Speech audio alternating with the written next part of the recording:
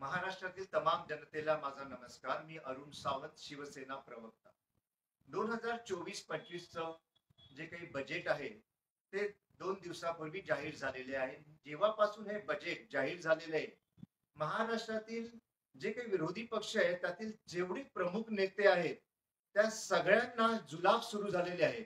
कारण त्यांना हे अपचन झालेलं आहे की एवढ्या चांगल्या योजना ज्या गोरगरीब जनतेकरता, महिलांकरता, युवकांकरिता, शेतकरी कामगार वर्गाकरिता आणि या राज्यातील जे तळागाळातील ज्या जाती जमाती आहेत त्यांच्या भल्याकरिता या जे काही मुख्यमंत्री आदरणीय एकनाथरावजी शिंदे आणि आमचे दोन्ही उपमुख्यमंत्री आदरणीय देवेंद्र फडणवीसजी आणि अजित पवार साहेब यांनी अभ्यासपूर्व रित्या ज्या काही मांडलेल्या आहेत त्या जर का पुढच्या आठवड्यापासून लागू झाल्या तर या विरोधी पक्षाची पळता भुई थोडी होणार आहे.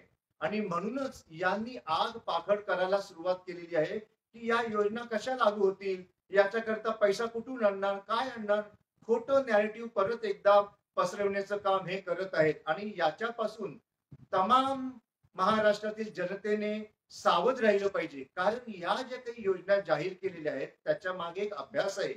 आणि हे जे काही खोटा अपप्रचार करत आहेत की महाराष्ट्र आता मागे फेकला जात आहे, महाराष्ट्रातून उद्योगधंदे दुसरीकडे जात आहेत, महाराष्ट्राच्या डोक्यावरती लाखो करोडो रुपयांचं लोन आहे. परंतु हे जे काही लोन वगैरे जे काही आहे म्हणत आहेत ते निव्वळ धूळफेक आहे. लोनच्या बाबतीत खरी परिस्थिती काय असते हे मी तुम्हाला अभ्यासपूर्वक पुढील माझ्या क्लिप मध्ये नक्कीच सांगेन.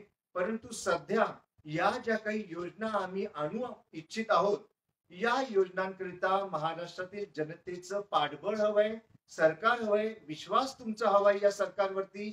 आणि येणाऱ्या विधानसभेमध्ये आपण आम्हा सर्वांच्या पाठीशी उभे राहून ठामपणे आशीर्वाद द्यावा या महायुती सरकारला असं मी आवाहन करेन. आणि निवडणुकीच्या अगोदरच या ज्या काही योजना सरकारने जाहीर केलेल्या आहेत या योजना कशा पूर्णत्वास जातील, याचे फायदे गोरगरीब जनतेला कसे मिळतील याच्याकरिता आम्ही कटिबद्ध आहोत. आमचं सरकार कटिबद्ध आहे. जय हिंद, जय महाराष्ट्र.